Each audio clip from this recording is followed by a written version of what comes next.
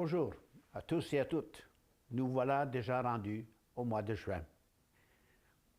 Le mois de mai s'est écoulé entre mes mains comme de l'eau. Nous étions en pleine préparation pour les célébrations et l'ordination de notre nouvel évêque, Father Stephen Harrow. Des préparations qui demandent beaucoup de détails et surtout en ce temps de COVID, comment cela a compliqué un peu les choses car nous ne savions pas exactement le nombre de personnes qui pouvaient y assister.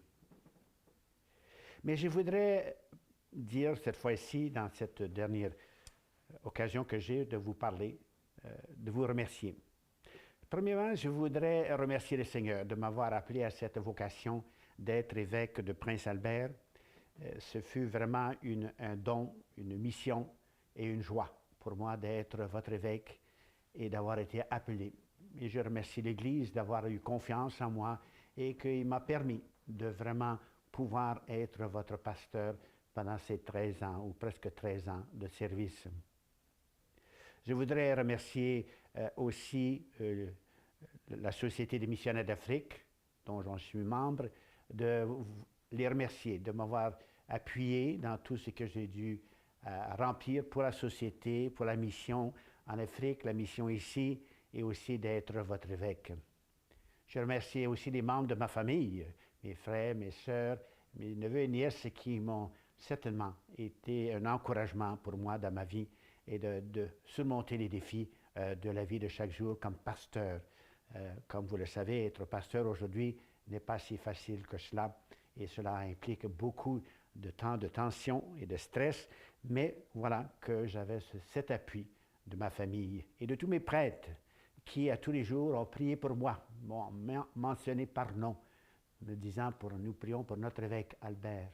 Et voilà, vous avez prié pour moi. Je voudrais remercier tous mes pasteurs, tous mes prêtres qui ont prié avec moi et pour moi, pour que je puisse remplir la fonction, la mission que le Seigneur m'a donnée dans ce travail d'être pasteur de votre diocèse. Je voudrais remercier tous les membres du personnel de notre centre de pastoral ici à Prince-Albert, d'une façon spéciale Karen et Louis, André, Heidi, toutes ces personnes qui m'ont aidé à pouvoir remplir la mission qui m'a été confiée par l'Église et que j'ai essayé de remplir en étant accompagné de tous ces gens-là et de pouvoir apporter cette bonne nouvelle. Cet esprit missionnaire qui était très nécessaire pour notre Église et de nous prendre conscience que nous sommes des missionnaires, disciples de Jésus-Christ, envoyés par notre baptême et notre confirmation à apporter la bonne nouvelle.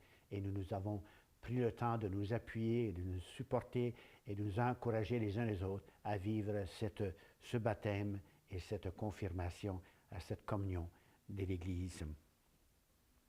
Alors, tout en vous remerciant toutes ces personnes, tous les gens de la paroisse, des différentes paroisses, votre engagement et comment vous avez été pour moi, sans le savoir toujours, d'être cet appui que j'avais besoin et cet encouragement qu'on a toujours besoin sur notre chemin de vie, qui n'est pas toujours facile, mais lorsque c'est rempli dans ce geste d'amour et de fraternité, eh bien, nous grandissons davantage parce que nous sommes aimés les uns les autres, nous sommes pardonnés les uns les autres et nous marchons les uns les autres à porter cette bonne nouvelle et être témoins de ce Jésus-Christ qui est mort et ressuscité pour nous.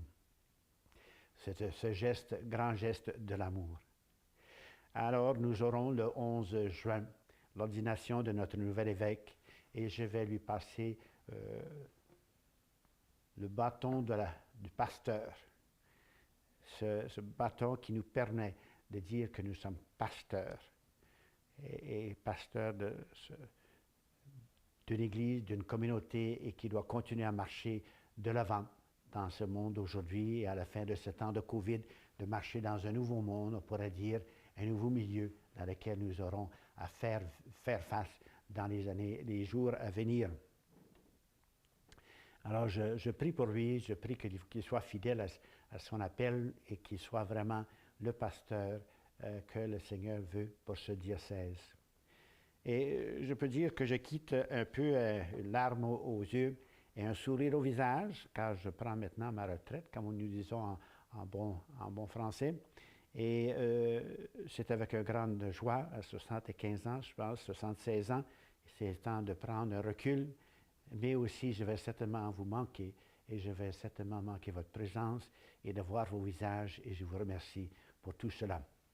Et je veux terminer par une prière que j'ai choisie de la lettre de Saint Paul aux Philippiens, qui est vraiment une image de ce que je voudrais vous dire en ces derniers jours et ces derniers moments.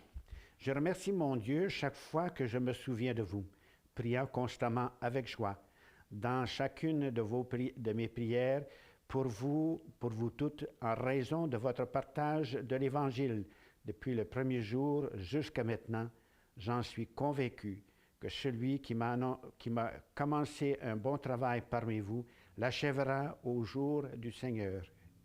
Et ceci est ma prière, que votre amour déborde de plus en plus de connaissances et on a un aperçu complet pour vous aider à déterminer ce qui est le meilleur pour chacun de nous, pour notre royaume et pour le royaume de Dieu, au nom du Père et du Fils et du Saint-Esprit.